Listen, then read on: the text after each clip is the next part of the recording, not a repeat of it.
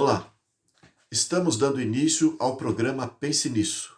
O meu nome é Irineu Martins e desde já eu quero agradecer a sua presença, o seu apoio, porque contamos com você para que esta programação se propague com outras pessoas também. O nosso objetivo, evidentemente, como qualquer youtuber, é expandir a nossa mensagem e alcançar o máximo de público possível. Mas a mensagem é importante. Conforme nós havíamos dito no programa de estreia, o programa anterior a este, nós queremos passar para as pessoas conhecimento da palavra de Deus. Tudo aquilo que Deus eh, passou para mim, fez eu entender, fez eu saber. Então, esse conhecimento eu faço questão de passar para as pessoas que eu posso ter acesso. E sendo que é a palavra de Deus, é muito importante que isso alcance o máximo de pessoas possíveis. Eu havia dito no programa de estreia que nós não temos experiência nessa atividade. É o primeiro programa que foi feito, o anterior a este, e explicamos o nosso cenário, por que ele é tão simples, por que ele é tão destituído eh, de ilustrações e de apetrechos comum que se apresenta normalmente através de outros vídeos, você encontra em outros apresentadores. Por que que o nosso cenário é tão simples? Porque nós estamos no embrião das nossas mensagens, estamos engatinhando, e nós, nesse começo humilde, queremos propagar e nós fazemos na medida do possível para passar para as pessoas conforme aquilo que está ao nosso alcance. E é por isso que eu agradeço você, porque você, mesmo vendo esse cenário simplório, está conosco. Muito obrigado e tenho certeza que você será recompensado por aquilo que nós vamos transmitir. Bem, havíamos dito, só para relembrar, que este programa Pense Nisso, ele será subdividido por várias séries. A primeira série tem como título O Conflito Cósmico entre o Bem e o Mal. São vários encontros com base nesse título. Terminando esta série, o nosso propósito é ter outra série e outra, sempre tendo a Bíblia como regra de fé, como base de estudo e de explanação daquilo que vamos participar com o nosso público. Bem, agora nós vamos explicar o que será passado hoje. Conforme havíamos prometido, nós vamos explicar o assunto do conflito cósmico. Na verdade, está começando hoje a explicação disso. No encontro anterior, o programa de estreia foi apenas uma justificativa do porquê usaremos a Bíblia. Porque cremos que a Bíblia é a palavra de Deus que pode nos esclarecer todas as coisas. E, propriamente dito, o programa começa hoje. A explicação da série O Conflito Cósmico entre o Bem e o Mal. E conforme havíamos prometido, nós vamos analisar este fato do conflito desde antes da existência de qualquer coisa criada por Deus. Qualquer astro espalhado pelo cosmos, pelo universo, qualquer anjo, qualquer ser vivo, qualquer ser inteligente. Então vamos mostrar como que era o universo antes da criação de qualquer coisa. O que a Bíblia nos diz a respeito? Por que que nós vamos analisar, então, o conflito cósmico entre o bem e o mal, nos reportando a uma origem tão longínqua, tão distante da nossa realidade? O objetivo de apresentarmos como que era o universo antes da criação é para explicar o que é realmente o Deus que criou todas as coisas. Por que que ele preza tanto pela paz, pela harmonia, pelo amor? Então, para conhecermos este fato, eu acho oportuno, eu acho interessante abordarmos como que era antes da criação de todas as coisas. Porque havia uma harmonia entre o Pai, o Filho e o Espírito Santo, de forma muito surpreendente.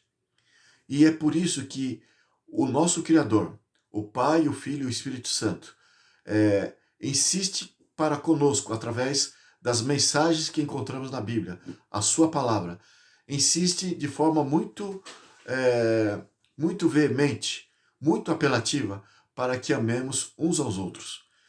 E vamos entender através do estudo de hoje o porquê disso. Agora, gostaria de me esclarecer no seguinte fato. Eu estou com a Bíblia aqui e vamos fazer uso dela. Se você puder ter uma Bíblia ao seu alcance para acompanhar os textos, que serão muitos textos que iremos trazer à tona aqui, iremos explicar esses textos bíblicos. Então, eu gostaria de dizer a você que a doutrina da Trindade é um fato. Eu digo isso porque tem muitos que têm a Bíblia em mãos, o mesmo livro que eu estou aqui para participar com você. Muitos cristãos têm a Bíblia em mãos, mas rejeitam este fato. E geralmente se reportam essas pessoas, aqueles que fazem parte do protestantismo ou de alguma igreja evangélica ou neopentecostais.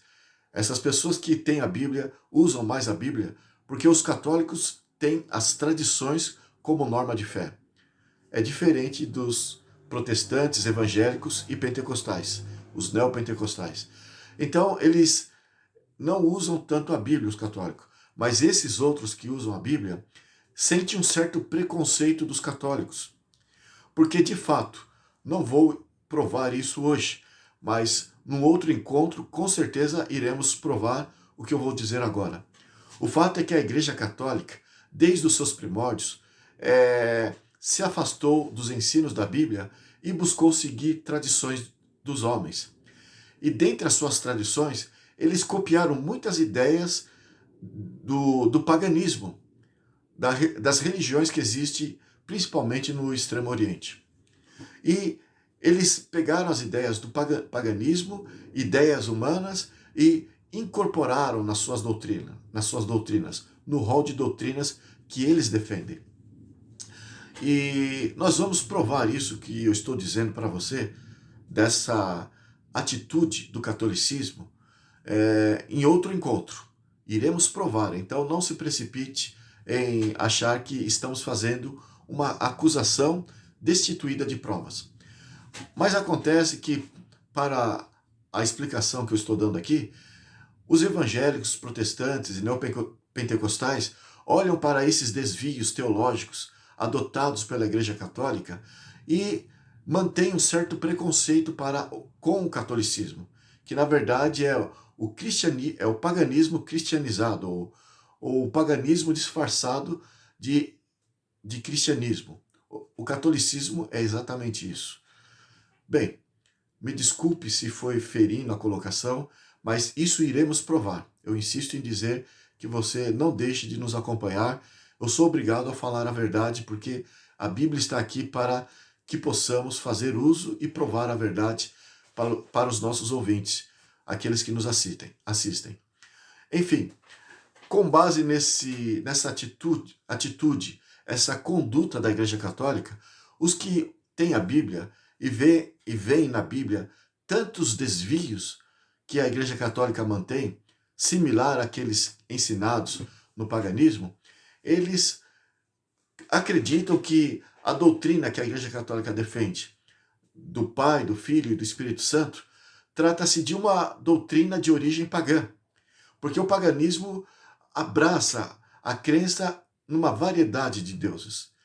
E eles dizem que se nós cremos, algum evangélico, algum protestante, creem que existe o Pai, o Filho e o Espírito Santo, 3 deuses em um, eles acreditam que isso é uma cópia,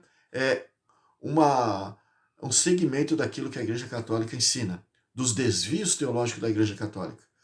Em outras palavras, não é com base na Bíblia necessariamente que esses que a detêm nos seus ensinos estão rejeitando a doutrina da Trindade, mas sim por base no preconceito que possui contra a Igreja Católica. E eles olham, por exemplo, em Deuteronômio, capítulo 6, verso 4, ali está escrito assim: Ouve Israel, o Senhor Deus é o único Deus. E há em vários outros textos da Bíblia esta verdade de que há somente um Deus, Criador dos céus e da terra e do mar. E com base nesses versos que dizem isso, esses que têm a Bíblia em mãos negam, dizendo que a Trindade é uma doutrina espúria, não é uma doutrina verdadeira. Mas o fato é que, queiram ou não, o próprio livro que diz que Deus é um só Deus, a Bíblia Sagrada, esse mesmo livro diz que existe o Pai, o Filho e o Espírito Santo. Então, se cremos numa parte do livro que fala a respeito da natureza de Deus como sendo única, temos também a obrigação de crer na parte que diz que Deus está dividido em três. E o que eles alegam que isso é impossível. E pelo fato de não entenderem este impossível para nós, na nossa mente é impossível, de fato. Eu reconheço isso. Mas pelo fato de ser impossível para nós, isso não justifica que devemos negar, que devemos rejeitar. Devemos, como cristãos, como fiéis a Deus, aceitar o assim está escrito, assim diz o Senhor, por mais que não venhamos a entender. Ora, lá em Deuteronômio, capítulo 29, o verso 29 diz assim: as coisas encobertas pertencem a Deus, e as coisas reveladas pertencem a nós e aos nossos filhos. O que são as coisas reveladas que estão na Bíblia? São aqueles ensinos que nos levam à salvação. Aquilo que é necessário sabermos realmente para que sejamos salvos. A nossa salvação depende daquilo que Deus nos diz. Enfatizamos muito isso no primeiro encontro, no programa de estreia que fizemos, o programa anterior. Então Jesus até havia dito: examinais as Escrituras, porque julgais ter nelas, a Bíblia Sagrada, a vida eterna. Você julgará saber se está no caminho certo para a vida eterna, de acordo com aquilo que as Escrituras dizem. Nós mencionamos isso no final do encontro que tivemos anteriormente. Mas, veja, as coisas reveladas são aquilo que Deus revelou de forma clara, que podemos entender que servem para a nossa salvação. Agora, Deuteronômio, capítulo 29, o verso 29, a primeira parte, quando diz: mas as coisas encobertas pertencem a Deus, significa que a Bíblia também nos revela muitas coisas que fogem à nossa capacidade de entender. Apesar de Deus citar essas coisas na Bíblia, na sua palavra, Deus não aprofunda muito porque não diz respeito à nossa salvação. Não vai nos ajudar necessariamente naquilo que é necessário para a nossa salvação. Eu vou dar um exemplo para você. O livro de Isaías e outros livros da Bíblia, por exemplo, o Apocalipse fala muito, descreve muito alguns pontos sobre a eternidade, sobre a nova terra, sobre as mansões celestiais que Deus tem preparado para os seus, e a vida na eternidade.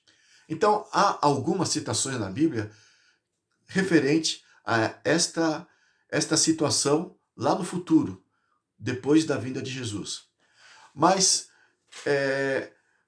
a Bíblia mesmo diz assim, lá em 1 Coríntios, o apóstolo Paulo inspirado diz: na verdade, o que Deus tem preparado para nós, olho algum jamais viu, ouvido algum jamais ouviu, e não subiu sequer na mente do homem aquilo que Deus tem preparado para aqueles que o aguardam, aqueles que se preparam para morar com Ele na eternidade. Em outras palavras, por mais que a Bíblia toque nesses assuntos, a Bíblia não vai além, porque não vai realmente mudar em nada na vida, na salvação do homem. E o assunto sobre a natureza divina é um desses pontos que Deus apenas nos apresenta, nos fala alguma coisa a respeito, mas não esclarece necessariamente de forma plenamente satisfatória a mente do homem. A natureza divina não é realmente explicada de forma cabal para o homem, porque, na verdade, o homem não pode entender a natureza divina.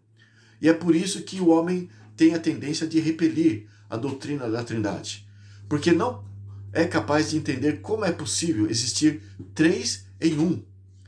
Quando diz lá em Deuteronômio, capítulo 6, o verso 4 que eu citei aqui, ouça Israel, o Senhor Deus é o único Deus.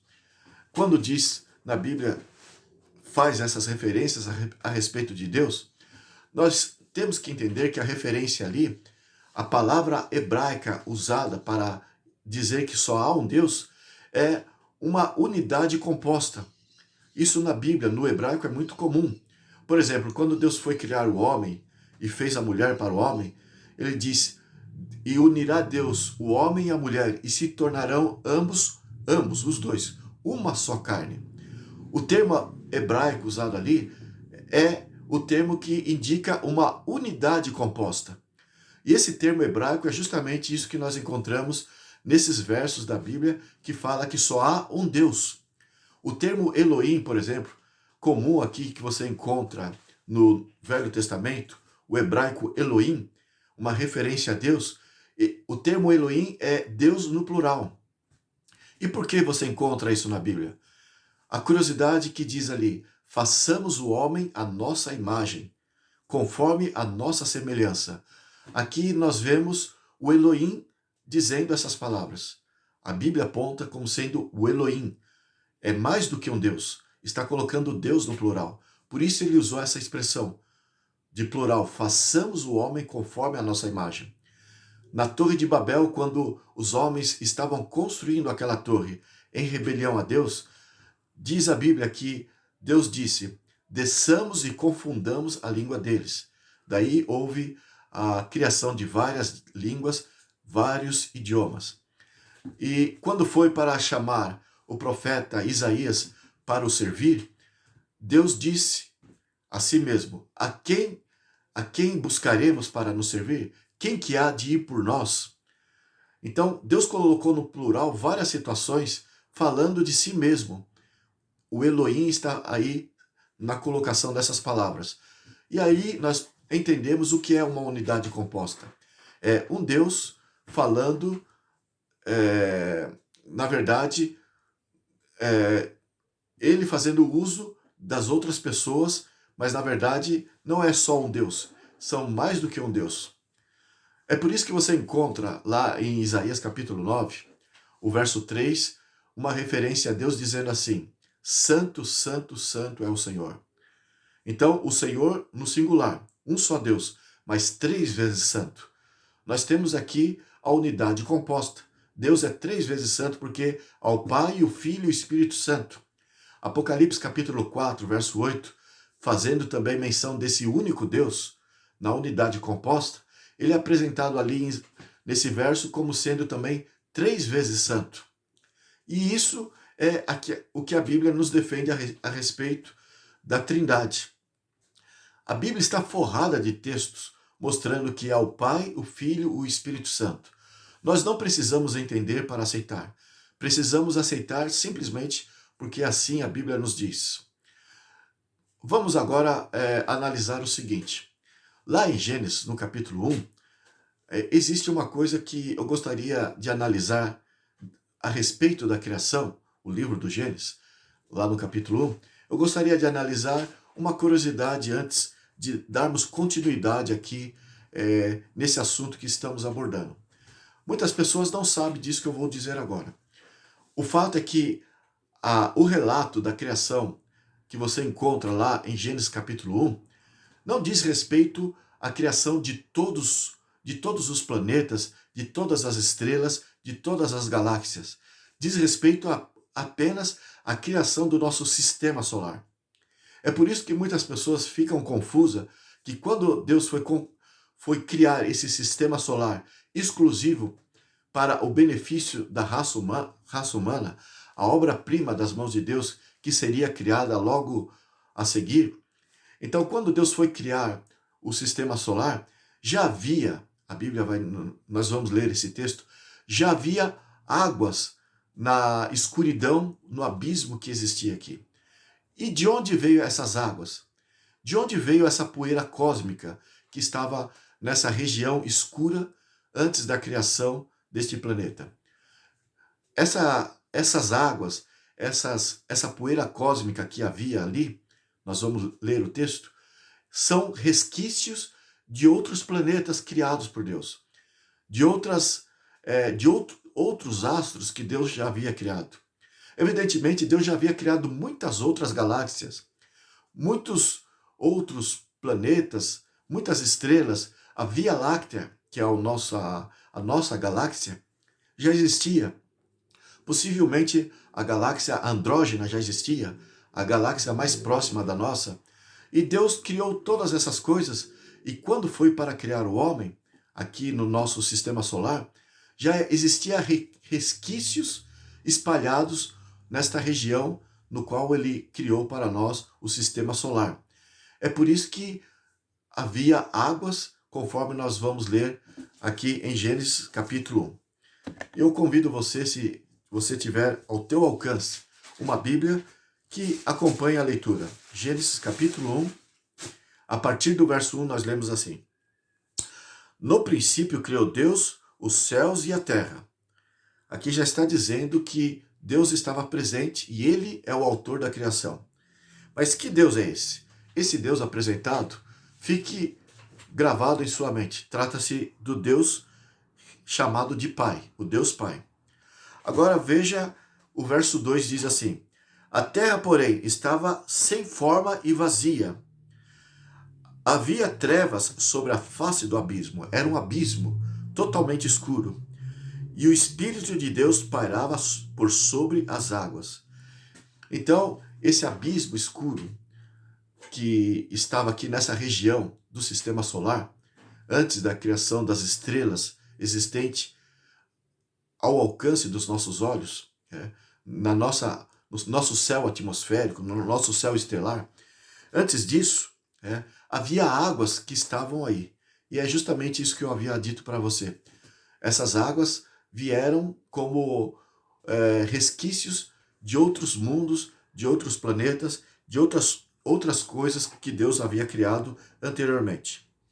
Agora o verso 3 de Gênesis 1 diz assim: E disse Deus, haja luz, e houve luz. E aqui começa o relato da criação do nosso planeta e do nosso sistema solar. Então, pelo poder da palavra de Deus, e disse Deus, haja isto, as coisas passaram a surgir, passaram a aparecer. Por que eu estou falando deste relato da criação aqui? Aqui nós vemos no verso 1, um Deus como sendo mencionado, e esse é o Deus Pai. No verso 2, vemos o Espírito de Deus que estava ali nas águas, que estavam pairando no abismo. E o verso 3, da palavra de Deus que fez acontecer, fez surgir, nós temos um outro Deus mencionado aqui. Nós temos nesses 3 versos, 3 deuses. Eu vou provar para você. O apóstolo João citou isso, na verdade, fazendo referência ao verbo, a palavra que fez acontecer, a palavra que tem o poder de criar, e é citado por João como sendo o verbo. Ele fez uma referência desse relato da criação. E o fato é que ele deixa bem claro que, além de um Deus que criou as coisas, existia o outro Deus que participou na criação. E ele introduz o seu evangelho, nós vamos ler o que ele diz. Ele introduz o seu evangelho dizendo que aquele que deixou o céu para vir morrer por nós, e nos seus registros fala dessa atividade, desse ato altruísta de Deus em prol da humanidade, fazendo referência à segunda pessoa da Trindade, Jesus Cristo. Ele fala que esse Jesus era o Deus que estava presente na criação. E o interessante entender aqui é que o Pai, o Filho e o Espírito Santo estão aqui atuando para que as coisas sejam criadas. Vamos lá em São João, capítulo 1. Vamos ver como que João, inspirado por Deus, nos traz esta verdade. São João, capítulo 1, e dos versos 1 em diante, diz assim: No princípio era o verbo. A referência é aquilo que está lá na criação. E o verbo estava com Deus, e o Verbo era Deus.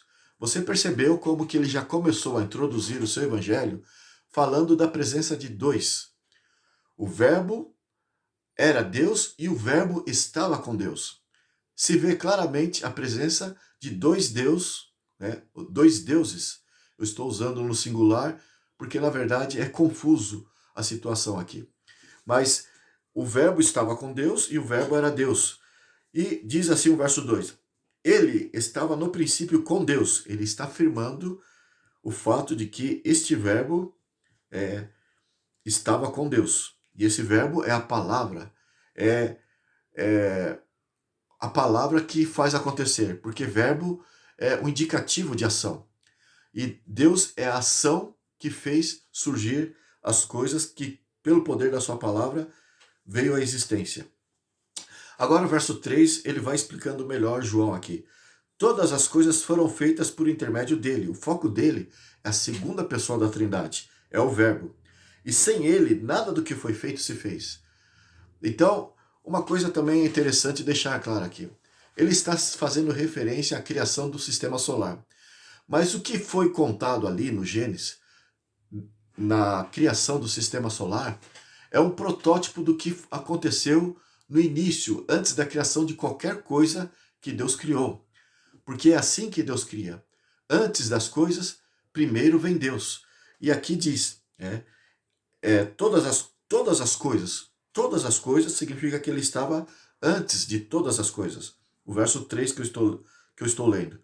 Todas as coisas foram feitas por intermédio dele, e sem ele, nada do que foi feito se fez. E o verso 4, a vida estava nele, e a vida era a luz dos homens. Jesus disse, eu sou a vida, e disse também que ele é a luz. E, sendo ele a vida, você olha, por exemplo, lá em Atos capítulo 17, ali fala do Criador. E lá no capítulo 17, falando do Criador, quando você chega no verso 28, você vai ler escrito o seguinte: nele, em Deus, o Criador, existimos, vivemos e nos movemos. Em São João capítulo 15, Jesus ilustrou isso dizendo que ele é a videira e nós somos os ramos. Estando nós ligados nele, nós temos vida e produzimos frutos. Então, somos totalmente dependentes do nosso Criador. E Jesus é apontado aqui por João como sendo aquele que participou da criação porque ele é Deus. E ele estava com Deus. O verso 14 de São João capítulo 1, vamos ver ele confirmando isso com essas palavras. Diz assim: e o Verbo se fez carne e habitou entre nós, cheio de graça e de verdade. E vimos a sua glória, a glória como do unigênito do Pai. O Verbo se fez carne, ele se rebaixou ao nosso nível e ele viveu entre nós e finalmente depôs a sua vida para nos salvar. Então, um Deus se humilhou a esse ponto para que pudéssemos ter acesso a Deus novamente, porque o pecado havia nos separado de Deus. Agora devemos fazer a nossa parte para manter essa união, esse contato com o nosso Criador. Existem muitos textos da Bíblia. Vamos ver aqui uma referência sobre Jesus, que está lá em Isaías capítulo 9. Lá em Isaías capítulo 9, falando dele 700 anos, uma profecia, 700 anos antes que ele viesse a fazer cumprir essa profecia. O profeta Isaías, inspirado por Deus, fala sobre Jesus e diz assim, Isaías 9, verso 6. Porque o menino nos nasceu, o filho se nos deu, o governo está sobre os seus ombros, e o seu nome será Maravilhoso, Conselheiro, Deus Forte. Veja, esse menino que nasceria no futuro de Isaías, ele é apontado como sendo o Deus Forte, mas também esse Deus Forte, ele se humilhou como um menino, tendo abandonado a sua glória e nascido ali na cidade de Belém. Agora, continuando, o verso 6. Depois do Deus Forte diz, Pai da eternidade e Príncipe da paz. O que nos importa aqui, para aquilo que estamos defendendo, é que esse Deus Forte, esse menino, Jesus, que nasceu numa humilde manjedoura, ele é o Pai da eternidade. A Bíblia já apontava ele como sendo aquele que era antes de todas as coisas, conforme eu li ali no Evangelho de São João, no capítulo 1. Ele é antes de tudo, ele é o Pai da eternidade. Isso indica que ele está acima do tempo. Então, como Pai da eternidade, estava ele e o Pai. E o Espírito Santo também, a Bíblia, nós não vamos nos ater a explicar sobre o Espírito Santo, mas eu me adianto em dizer que o Espírito Santo muitas vezes, tem muitas referências, deixando bem claro que ele é uma pessoa, e é uma outra pessoa distinta do Pai e do Filho. No entanto, o Espírito Santo é Deus em pé de igualdade, como Cristo Jesus está em pé de igualdade com o Pai. As três pessoas são uniformemente apresentadas na Bíblia como sendo a divindade que criou e que mantém todas as coisas. Mas o destaque aqui na pessoa de Cristo é porque ele é a segunda pessoa da divindade que interagiu de uma forma mais íntima com os seres humanos. Mas Jesus havia dito: quem vê o Pai, quem vê a mim, vê o Pai. A mesma humildade, a mesma bondade, todos os atos que Jesus apresentou, em outras palavras, ele diz que o Pai é idêntico a ele. E também tudo que o Pai faz e o que o Filho faz, o Espírito Santo o faz igualmente. Você ainda deve estar um pouco confuso, porque esse assunto de 3 em 1 realmente entorta as nossas ideias, dá um nó nos nossos pensamentos, porque foge da nossa realidade. Mas vamos tentar provar através de alguns textos que vamos ler agora. Vamos nos aprofundar um pouco mais a respeito deste fato. E depois nós vamos explicar como que era o universo com base na presença do Pai, do Filho e do Espírito Santo juntos antes de criar todas as coisas. Então vamos entender melhor o assunto da Trindade a partir da pesquisa que faremos e convido então você para que abra a sua Bíblia, se você estiver em posse de uma, lá em Zacarias capítulo 2. Mas aqui o vídeo está gravado e você poderá depois acompanhar, caso agora você não tenha a Bíblia em mãos, poderá acompanhar pegando uma Bíblia e você poderá comprovar aquilo que estamos passando nesse momento. Zacarias capítulo 2, a partir do verso 8, nós vamos começar a explicar o assunto da Trindade. Antes, deixa eu explicar duas coisas básicas para aquilo que vamos estudar agora. Primeiro, nós acreditamos que há só um Deus. Nós cremos, nós somos monoteístas, existe só um Deus, conforme a Bíblia diz. No entanto, esse Deus, conforme eu tenho dito, ele é o Pai, o Filho e o Espírito Santo. Temos que acreditar porque a Bíblia diz assim. E esse Deus apresentado na Bíblia, ele é mencionado pelos primeiros hebreus, aqueles que traduziram os primeiros registros, os primeiros oráculos hebraicos da Bíblia. Esses hebreus, eles tinham tanta reverência, esses judeus, eles tinham tanta reverência para com o nome de Deus, que eles evitavam falar. Eles tinham temor de pronunciar o nome de Deus. E para indicar o nome de Deus, eles criaram 4 letrinhas que, para o nosso alfabeto, são 4 consoantes. E nós chamamos essas 4 letrinhas de tetragrama.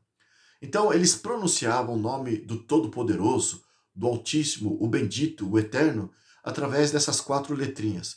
E evitavam pronunciar esse nome.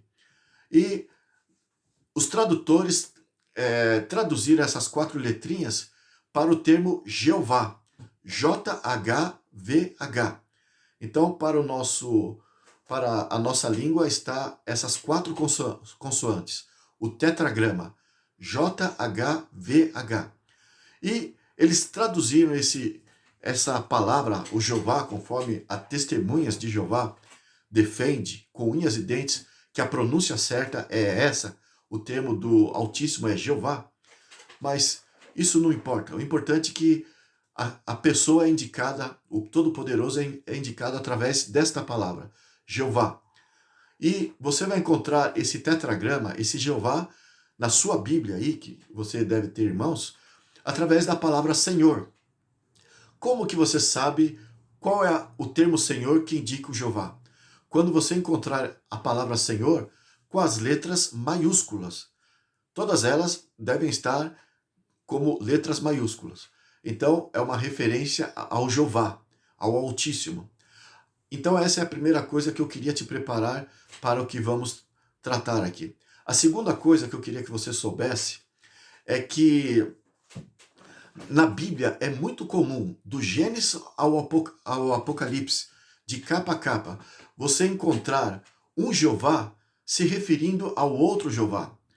Então, um Jeová fala de si na primeira pessoa do singular.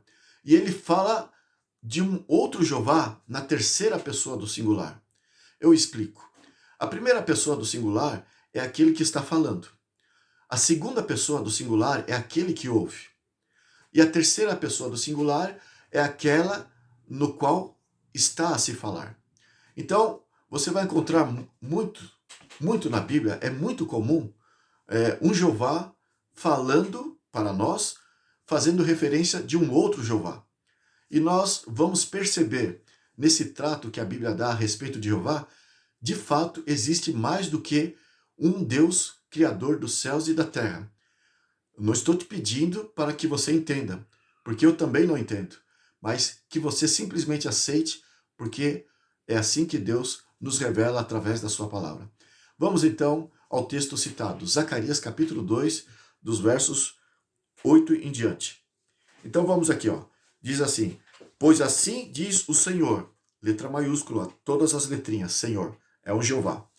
Pois assim diz o Senhor dos exércitos.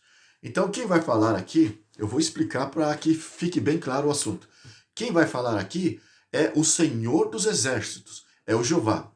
E o que ele vai dizer, esse Jeová? O verso 8 diz: para obter ele a glória. Bem, ele falou de uma outra pessoa. O Senhor dos exércitos, o Jeová, diz assim: para obter ele a glória. Então ele está falando de um outro ser. Será que esse outro ser é Jeová? Então, um Jeová está dizendo de um outro ser. Vamos identificar quem é este ele que ele citou aqui. Para obter ele a glória, é um ser que deseja receber a glória. Então, enviou-me às nações. Epa! Além de querer receber glórias, esse ser enviou esse Jeová às nações. Você está percebendo o que você está lendo ali? Um Jeová enviou o outro Jeová às nações. Porque é só Jeová que é merecedor de glória. E tem poder de enviar o outro Jeová. E diz assim o resto do texto: enviou-me às nações que vos despojaram, porque aquele que tocar em vós toca na menina do seu olho. Então, de fato, se alguém tocar no povo de Deus, a referência aqui é para o povo de Deus, o povo de Israel, se tocasse no povo de Deus, se afligisse o povo de Deus, estaria tocando na menina dos seus olhos, estaria ferindo o próprio Jeová. O verso 9: porque eis aí agitarei a mão contra eles.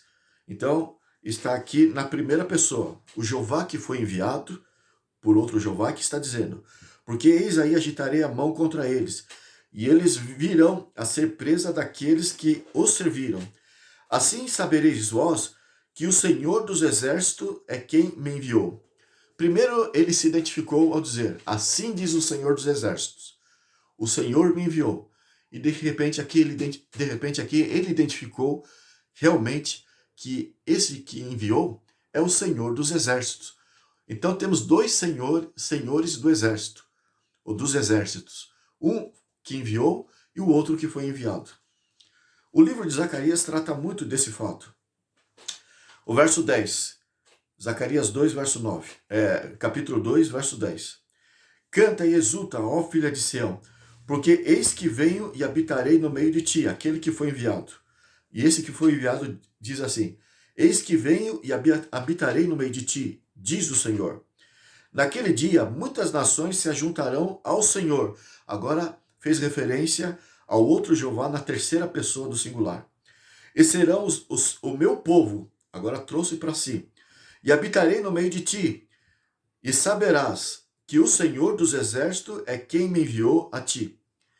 Você percebe quão curioso são essas revelações que Deus nos passa? A Bíblia está forrada de textos assim. E se a pessoa faz uma leitura rápida, sem esquadrinhar, sem sublinhar, sem realmente pesquisar, vai passar por alto esses preciosos textos. Mas, para sanar a dúvida, vamos analisar outros textos, mesmo em Zacarias, no livro de Zacarias. Diz assim no capítulo 9, do verso 7 em diante. Vamos ler bastante textos, mas mesmo assim serão poucos perto de tudo aquilo que a Bíblia nos traz a respeito. Isso é só para despertar em você o desejo de pesquisar com mais cuidado a Bíblia para encontrar preciosidades como essa que ela nos traz. Então, capítulo 9 de Zacarias, a partir do verso 7, diz assim: Da boca destes tirarei o sangue dos sacrifícios idólatras. E você vai analisar aqui que é um Jeová que está dizendo. É ele que vai tirar da boca desses os sacrifícios idólatras, ou seja, os falsos cultos. E dentre os seus dentes, tais abominações, aquilo que eles dizem, aquilo que eles se arrogam, os falsos adoradores, os falsos sacerdotes e assim por diante. E continuando o verso 7. Então ficarão eles como um restante para o nosso Deus. Bem, esse Jeová que está narrando essas palavras, ele disse que o pouco que sobrará, tirando os falsos adoradores, eles ficarão para adorar o nosso Deus. Ele disse que ele tem um Deus. Esse Jeová, ele adora um Deus. Quem seria esse Jeová que está falando essas palavras? Jesus, conforme eu li aqui no Evangelho de São João, citei pouco a respeito, mas há muitas provas para provar mais ainda. Mas Jesus é o Deus que costumava se reportar ao Pai como sendo o seu Deus. Em São João, capítulo 17, em São João, capítulo 20, o verso 17, por exemplo, fala que quando Jesus ressuscitou, Maria, quando foi ter com ele, após a sua ressurreição, Jesus, ele disse para Maria: Maria, não me detenhas, porque ainda eu não subi para o meu Pai. Vai e fale para os seus irmãos, que eu subirei para o meu Pai e o seu Pai. Subirei para o meu Deus e o seu Deus.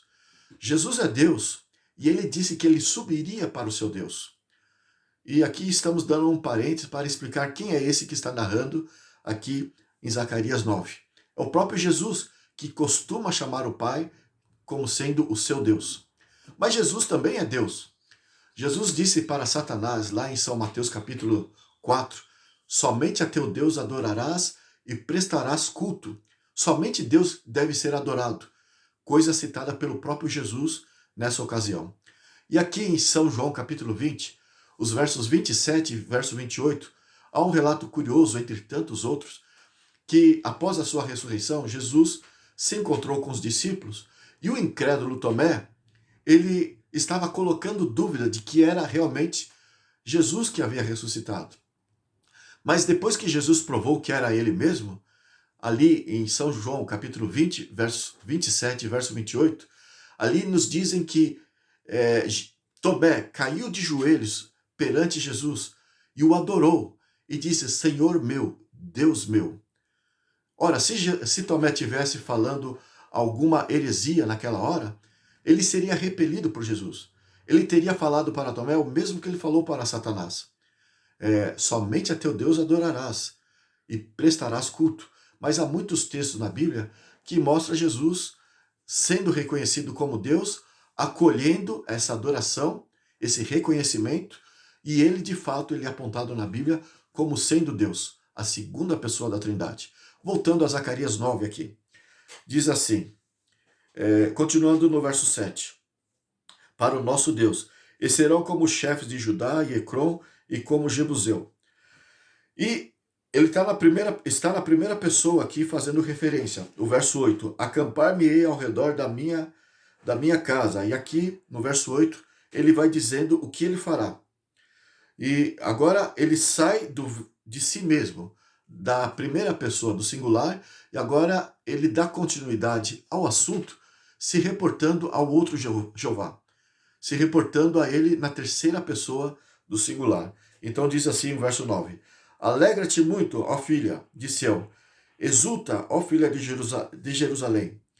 Eis aí vem o teu rei, justo e salvador, humilde e montado em jumento, num jumentinho, cria de jumenta. Então, quando fala que é, de um Deus faz referência aqui de si mesmo, e de repente fala, vem o teu Deus, ele está fazendo referência ao outro Jeová. Mas, na verdade, o trocadilho é tão grande de um Deus para o outro, que você não percebe, na verdade, quem que é um e quem que é outro, porque eles trocam de posição nas suas narrativas. Se você quiser tirar dúvida a esse respeito no Novo Testamento, me veio à memória aqui o que está lá em São João capítulo 6, nos Evangelhos, no Evangelho de São João. Jesus diz que o Espírito Santo é aquele agente, a terceira pessoa da Trindade, que ele enviaria, e é o Espírito Santo que tem a função de levar-nos aos seus pés, de nos converter e fazer com que nós aceitemos a Jesus. A Bíblia deixa bem claro que é essa a função do Espírito Santo. E ali em São João capítulo 6, Jesus diz assim, e todo aquele que o Pai me dá, esse virá a mim, e o que vem a mim, de maneira nenhuma o lançarei por fora. Então houve um trocadilho ali. O Pai que dá os seres humanos ao Filho, ou é o Espírito Santo que dá os seres humanos ao Filho, que convence os seres humanos a aceitarem Jesus? E é por intermédio de Jesus que nós temos a salvação. Enfim, eu citei o Evangelho de São João, essa curiosidade, mas a Bíblia é cheia de curiosidades deste porte. Vamos ainda no capítulo 9, a partir do versos 12 do livro de Zacarias, diz assim, na primeira pessoa do singular, Deus está dizendo, voltai à fortaleza, ó presos de esperanças. Também hoje vos anuncio que tudo vos restituirei em dobro. Verso 13, porque para mim curvei e assim por diante. O texto discorre na primeira pessoa. Termina o verso 13 dizendo, e te porei, ó Sião, como a espada de um valente. Eu farei isso. Agora, o verso 14, esse Jeová vai se reportar ao outro Jeová e diz assim, o Senhor será visto sobre os filhos de Sião, e as suas flechas, é o outro que fará isso, as suas flechas, sairão como relâmpago. O Senhor Deus fará soar a trombeta, irá com os redemoinhos do sul. Então, fez referência ao outro Jeová. O capítulo 10 de Zacarias, o verso 3, está na primeira pessoa. Contra os pastores se acendeu a minha ira, e castigarei os bodes guias, mas o Senhor dos exércitos saiu dele, estava falando dele, e agora passou a falar do outro Senhor. E o Senhor dos exércitos tomará a seu cuidado o rebanho, a casa de Judá, e fará desta o seu cavalo de glória na batalha. E assim nós temos constantes trocadilhos de um Jeová em referência ao outro Jeová. Zacarias 10, verso 5 e diante vai falando assim, o capítulo 10, verso 5. E serão como valentes que na batalha pisam os pés os seus inimigos, na lama das ruas, e pelejarão porque o Senhor está com eles. Falou de um outro Jeová, ou seja, na terceira pessoa do singular. Eles envergonharão os que andam montados em cavalos. Naqueles dias, os exércitos que eram realmente temidos é aqueles que guerreavam fazendo uso de cavalos. E aqui Deus fez referência ao maior, ao melhor dos exércitos que se existia na época. Aqueles que usavam cavalos. Então, esses ficariam envergonhados quando Deus atuasse contra eles. E aqui o verso 6 faz referência, Jeová faz referência a ele mesmo, na primeira pessoa. Fortalecerei a casa de Judá, salvarei a casa de José, eu me compadeço, e assim por diante. E diz assim, eu sou o Senhor, seu Deus, e aqui o verso 6 termina dizendo isso, na primeira pessoa. O verso 7, ele termina na terceira pessoa, quando diz assim: e o seu coração se regozijará no Senhor, no outro Jeová. O verso 8 do capítulo 10 aqui de Zacarias volta para a primeira pessoa: eu lhes assobiarei. O verso 9 continua na primeira pessoa e assim por diante. E ele finaliza toda essa epopeia, toda essa façanha, essa proeza que ele, como Deus faria a favor do seu povo contra os inimigos do seu povo. Ele termina dizendo assim, o capítulo 10, verso 12: eu os fortalecerei no Senhor. Então, um Jeová iria fortalecer o seu povo no outro Jeová. Eu, que estou falando, Jeová, diz aqui, os fortalecerei no Senhor, ou em Jeová. E o texto continua: e andarão no seu nome, diz o Senhor. Porque toda essa narrativa foi feita através de trocadilhos. Um Jeová falava, apontava para outro Jeová, aquele outro Jeová falava, apontava para o outro Jeová, e vice-versa. Você fica até confundido em saber quem que é o pai, quem que é o filho, e essa é a harmonia da divindade, do Deus Pai, Deus Filho e Deus Espírito Santo. E ele terminou aqui deixando bem claro que é dois que estão fazendo todas essas narrativas. Eu os fortalecerei no Senhor e andarão no seu nome, diz o Senhor. Zacarias 10, verso 12. Vamos ver aqui ainda. Eu disse que iríamos explorar bastante e estamos aqui explorando. O verso 7 diz assim, de Zacarias 12. Zacarias 12, verso 7. O Senhor salvará primeiramente as tendas de Judá e assim por diante. Mas está falando, o Senhor fará isso. Quem está narrando isso, não pense você que muitas dessas narrativas aqui é o profeta Zacarias que está falando. Todas elas são provenientes do próprio Jeová. E se você ler em casa com calma, você vai comprovar este fato. Então o verso 7 do capítulo 12 de Zacarias diz: o Senhor salvará primeiramente as tendas de Judá e assim por diante. O verso 8 também está na terceira pessoa: o Senhor protegerá e assim por diante. E sai do verso 8 e agora ele vai se reportar ao outro Jeová vai se reportar a si mesmo. Na primeira pessoa diz assim: naquele dia procurarei destruir todas as nações que vierem contra Jerusalém. Então, ora diz que é o outro Jeová que fará peleja a favor do seu povo. E de repente ele fala que é ele que fará peleja a favor do seu povo. E o verso 10 está na terceira pessoa do singular. E Zacarias capítulo 13, ali narra tudo na primeira pessoa. E de repente, o capítulo 14, dando sequência ao capítulo 13, diz o verso 1 assim, o capítulo 14. Eis que vem o dia do Senhor, está na terceira pessoa do singular. E o verso 2 diz assim: porque eu ajuntarei.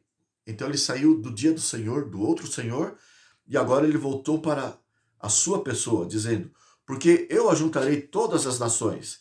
E ele vai narrando aqui, e depois o verso 3 ele deixa de falar dele e fala do outro Jeová. Então sairá o Senhor e pelejará contra as nações. Então, o trocadilho é muito claro aqui nos textos que nós estamos indicando. O verso 4 deixa bem claro esse outro Jeová, dizendo assim: naquele dia estarão os seus pés sobre o monte das oliveiras, deixando bem claro todo o texto aqui que esse outro Jeová trata-se de Jesus que veio, andou entre nós lá na Palestina e assim por diante. E a profecia aqui vai para muito além do que aconteceu no passado. Vai para quando a terra for renovada após a volta de Jesus e assim por diante. Para que você não pense que isso é algo que se encontra só no livro de Zacarias, e eu estou afirmando que toda a Bíblia defende este Jeová que se reporta ao outro Jeová, vamos a um outro livro, ainda nos profetas menores. Vamos explorar um pouco o que eles dizem. Esses profetas menores são aqueles que vêm depois do livro de Daniel. E vamos ver aqui, por exemplo, depois do livro de Daniel, tem o livro de Oséias. Vamos ver o que ele diz, para você não pensar que é só Zacarias que está dizendo. Capítulo 11. Vamos pegar só alguns textos de cada um desses profetas, para não ficar muito demorado o nosso estudo aqui. Capítulo 11 de Oséias, a partir do verso 9, está na primeira pessoa. E diz assim: Não executarei o furor da minha ira, não tornarei a destruir Efraim, porque eu sou Deus. Então aqui está na primeira pessoa. O verso 10. Ele sai dele e fala do outro Senhor. Então ele fala assim: andarão após o Senhor. Este outro Senhor, bramará como leão, e bramando os filhos, tremendo, virão do ocidente. Então ele se reporta ao outro Deus. E assim está no verso 11, até o momento em que ele termina o verso 11, voltando na primeira pessoa do singular, dizendo assim: e os farei habitar em suas próprias casas, diz o Senhor, ou seja, diz Jeová. Esse Jeová fez referência claramente ao outro Jeová. Vamos para o outro profeta Amós. Capítulo 4, do verso 11, diz assim: subverti alguns dentre vós, como Deus subverteu a Sodoma e Gomorra. É Jeová que está dizendo aqui. E ele está comparando, olha, eu subverti, eu eliminei algum de vós, os rebeldes, os ímpios, dentre o povo dele. Ele eliminou esses rebeldes, esse Jeová, assim como Deus, ele disse, eliminou aqueles perversos de Sodoma e Gomorra.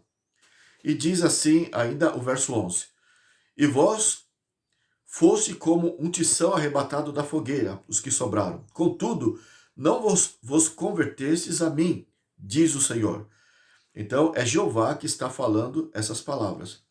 O verso 12, ele está na primeira pessoa e ele discorre tudo no verso 12 na primeira pessoa. Ele termina o verso 12 se referindo na terceira pessoa. Então diz assim: prepara-te, ó Israel, para te encontrares com o teu Deus. Está na terceira pessoa. E o verso 13 continua fazendo menção do Jeová na terceira pessoa do singular. Diz assim o verso 13: porque é ele quem forma os montes e cria o vento, e declara ao homem qual é o seu pensamento, e faz da manhã trevas e pisa os altos da terra. Senhor, Deus dos exércitos é o seu nome. É muito declarado esse verso 13, uma referência ao Jeová na terceira pessoa, mas ele se reportou até os versos anteriores, os versos 11 e 12, na primeira pessoa. Então falou dele e depois terminou aqui se referindo ao outro Jeová. Vamos agora ao livro de Miqueias. Miqueias 4, verso 6 e o verso 7, nós lemos assim: naquele dia, diz o Senhor. Então, está na primeira pessoa, desculpe. Está na primeira pessoa e diz assim: naquele dia, diz o Senhor, congregarei os que cocheiam e recolherei os que foram expulsos. E aqui Jeová está dizendo. E ele termina o verso 7, essa narrativa, se reportando ao outro Jeová. E diz assim, no verso 7, e o Senhor reinará sobre eles no monte Sião, desde agora e para sempre. Então podia continuar fazendo referência a si mesmo, já que ele é Jeová. Mas ele falou do outro Jeová. O verso 13 do capítulo 4 de Miqueias: levanta-te e debulha, ó filha de Sião, porque farei de ferro o teu chifre e de bronze as tuas unhas. Então, eu farei significa que está na primeira pessoa do singular.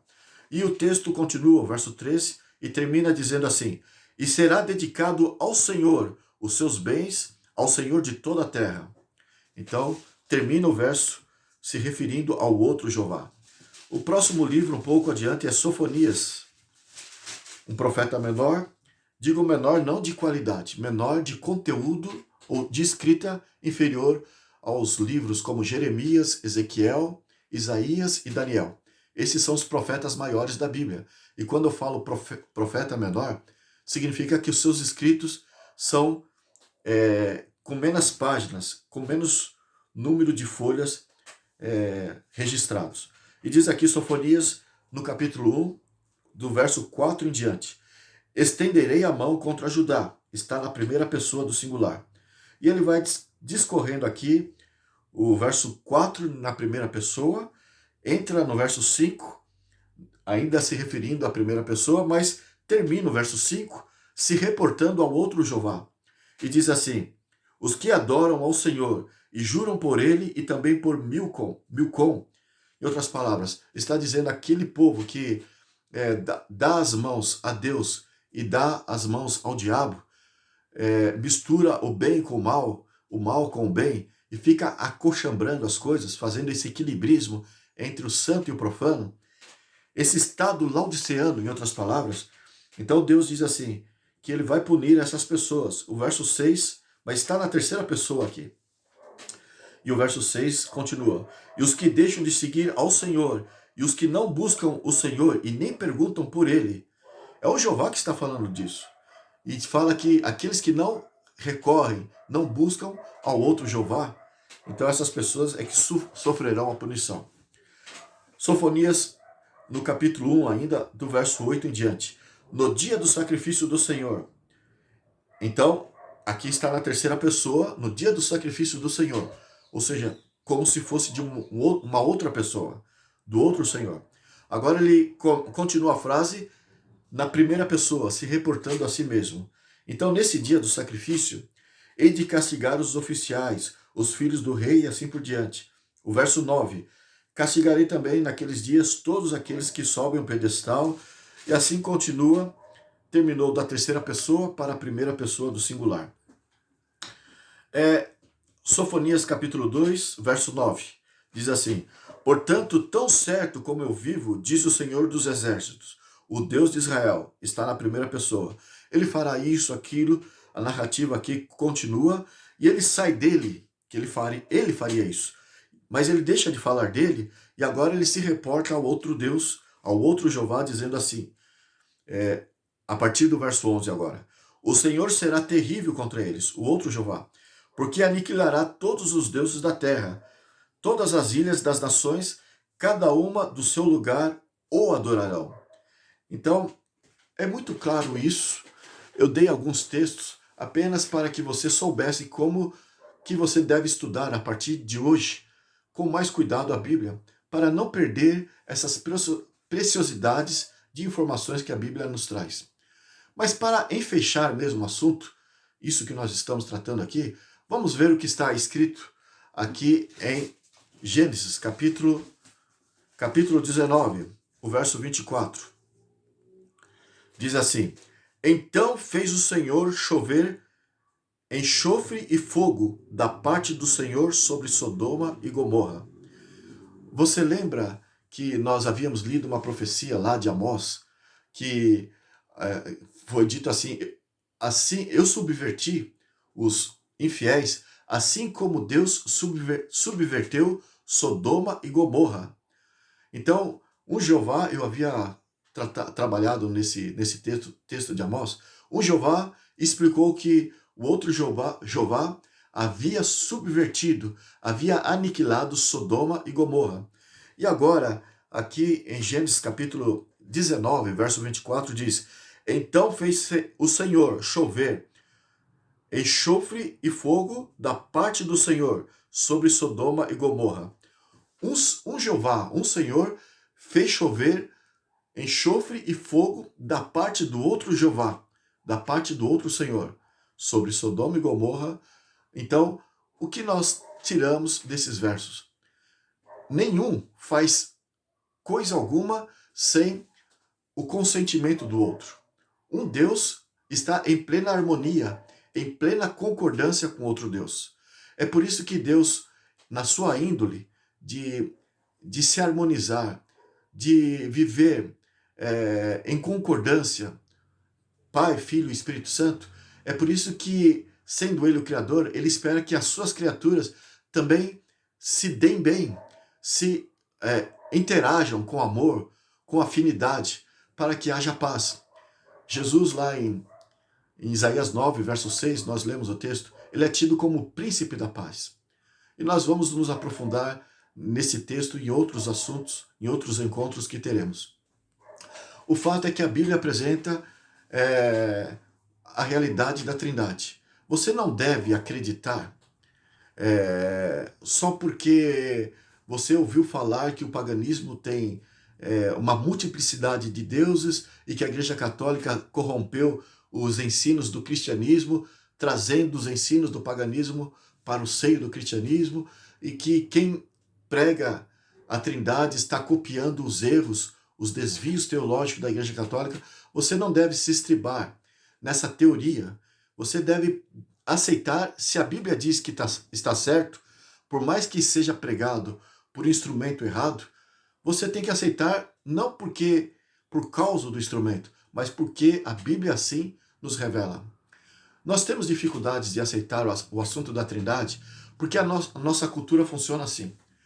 Por exemplo, suponhamos que você deseja falar com o dono de uma empresa uma empresa de grande porte, uma grande indústria, e você então, com esse propósito, se dirige até aquela indústria e encontra ali, como é comum em todos os estabelecimentos comerciais, você encontra ali um porteiro.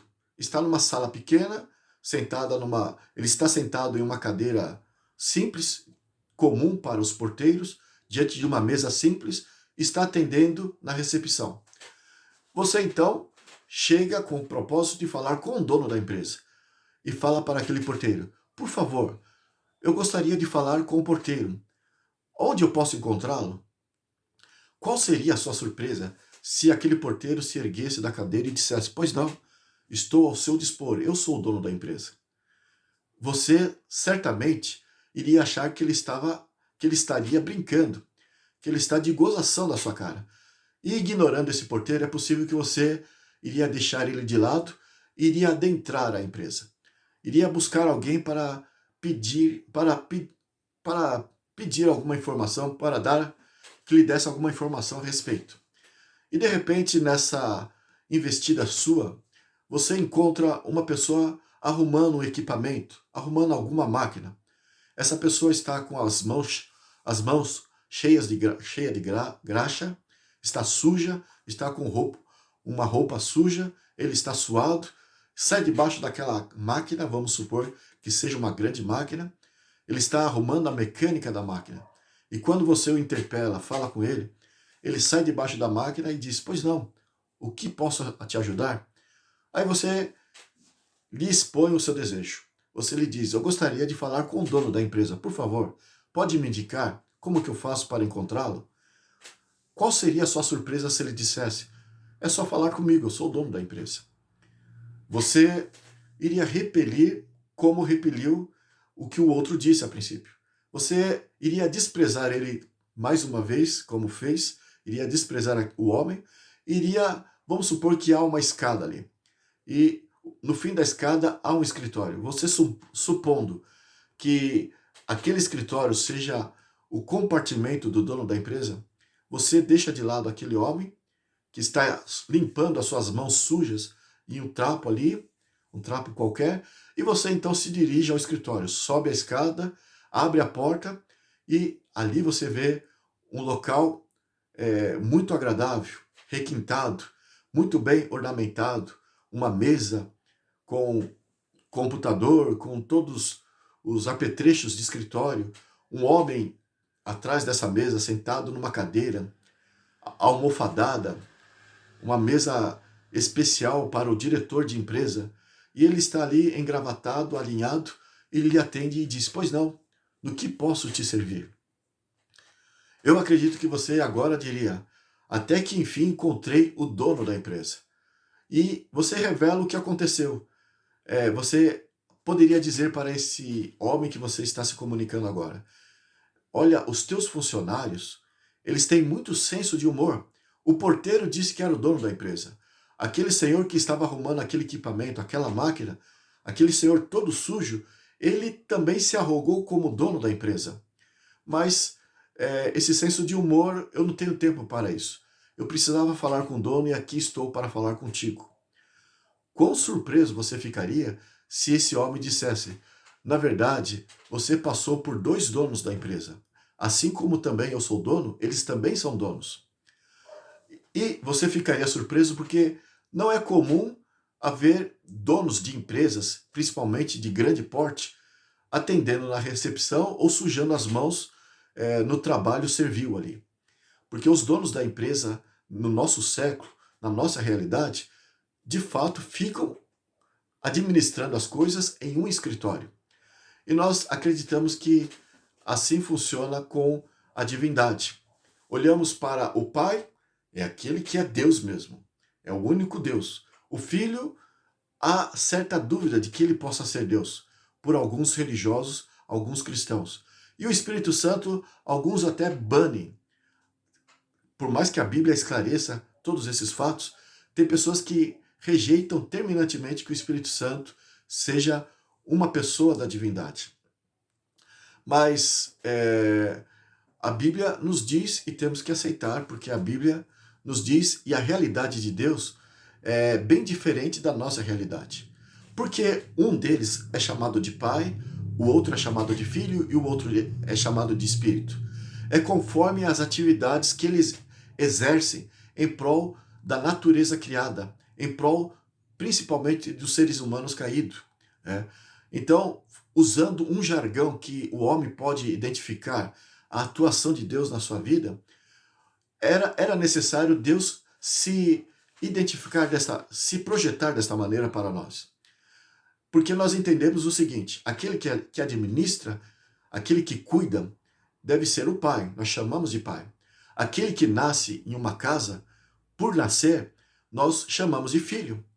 Mas no caso da divindade, aquele que age como um vento, como um sopro, nós chamamos de espírito.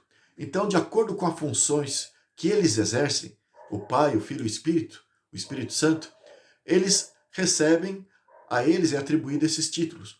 Mas é para nós, seres humanos, entendermos as funções deles em prol da nossa salvação. Então, fica claro esta realidade a respeito de Deus. Mas uma coisa é importante você também saber a respeito da divindade de Deus.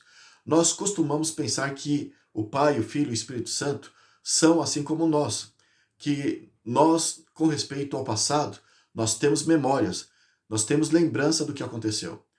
Com respeito ao futuro, nós apenas imaginamos, ficamos especulando aquilo que está por vir. E o que é real mesmo é aquilo que está diante dos nossos olhos, o presente. O tempo passado e futuro está fora do nosso alcance. E nós trabalhamos a mente para trazer esses tempos à memória, ao nosso entendimento. E achamos que Deus também tem esse tipo de cérebro, esse tipo de forma de ver as coisas. E eu gostaria que você entendesse que não é assim. A mente de Deus, como foi dito lá em Isaías 9, verso 6, Deus está acima do tempo. Ele é o criador do tempo. Então não tem esse negócio de passado e futuro para Deus. Tudo está vividamente presente diante dos seus olhos. A Bíblia fala que Deus ele é tão onisciente, no sentido de saber de todas as coisas, que a Bíblia diz que ele conhece todas as estrelas que estão espalhadas pelo universo, que são sextilhões e não há como descrever na linguagem humana o número que foge à nossa realidade, o número de estrelas existente pelo universo, pelo vasto universo criado por Deus. E ele chama todas as estrelas, ele conhece todas as estrelas e as chama pelos seus nomes. Em São Mateus capítulo 10, os versos 30 e 31, lá diz que todos os fios de cabelo de nossas cabeças estão todos eles contados por Deus. Tamanho é o seu interesse por nós, o seu cuidado por nós. Como somos importantes para Ele. Em outras palavras, não foge da mente de Deus coisa alguma. Tudo está vividamente presente aos seus olhos, tanto o passado como o futuro. A única coisa que escapa à mente de Deus é aquilo que nunca será criado, aquilo que nunca existirá e nunca existiu, evidentemente. Mas tudo que existe, ou existiu, ou ainda há de existir por toda a eternidade, não vai apanhar Deus de surpresa. Tudo está vívido em sua mente. Bem, o nosso tempo está esgotado. Eu gostaria de dizer com essas palavras que antes que viesse à existência qualquer coisa criada por Deus, havia plena harmonia, porque Pai, Filho e Espírito Santo concordaram em fazer todas as coisas sem discussão, sem desentendimento. A harmonia é plena entre cada um deles. No Evangelho de São João, conforme nós lemos aqui, no capítulo 1, dos versos 1 em diante, ali nós lemos: todas as coisas foram criadas por ele, uma referência a Jesus, a segunda pessoa da Trindade. E sem ele, nada do que foi feito se fez. Então, tudo foi feito por intermédio um do outro. O Espírito Santo concordava plenamente com o Filho e com o Pai. O Pai sempre, em todas as ocasiões, concordou plenamente com o Filho e com o Espírito Santo. E Jesus também concordou plenamente com o Pai e com o Espírito Santo. E é essa harmonia que existia antes de surgir o mal no universo. Em outras palavras, a concordância é o motivo de existir a paz. Quando se concorda, quando há o amém, o assim seja, isso, na verdade, gera uma paz que só do céu podemos extrair essa lição. Por ora, eu gostaria de ficar por aqui. No próximo encontro, nós vamos explicar a origem do mal. Vamos explicar uma coisa curiosa. Por que Jesus passou a receber o título de Miguel? Nós defendemos que Jesus é o anjo Miguel que a Bíblia nos aponta. Muitos discordam disso. Mas se você é um desses, se você continuar conosco nas nossas pesquisas, nos nossos encontros, tenha plena certeza que essa dúvida será também sanada da sua mente. Você concordará que Miguel é o anjo divino, é o próprio Deus, Jesus Cristo, que recebe esse título na Bíblia. E por que ele recebe esse título? É daí que nós vamos explicar a grande controvérsia, o grande conflito cósmico entre o bem e o mal. E eu quero terminar agradecendo a sua presença e pedindo a você que não fique no seu esquecimento o que nós falamos aqui. Que você pense nisso, porque com certeza você está dando passos importantes para o teu crescimento espiritual através dessas informações que nós estamos trazendo. Será muito útil para o teu viver guardar tudo isso em seu coração. Não deixe, então, de pensar nisso. Caso desejar apostilas que esclarecem mais a respeito, é só me solicitar. Procure o programa anterior, o programa de estreia que tivemos, e você terá todas as apostilas que eu ofereço ali citada. E obrigado, então, para concluir, eu te agradeço de coração e até o próximo encontro.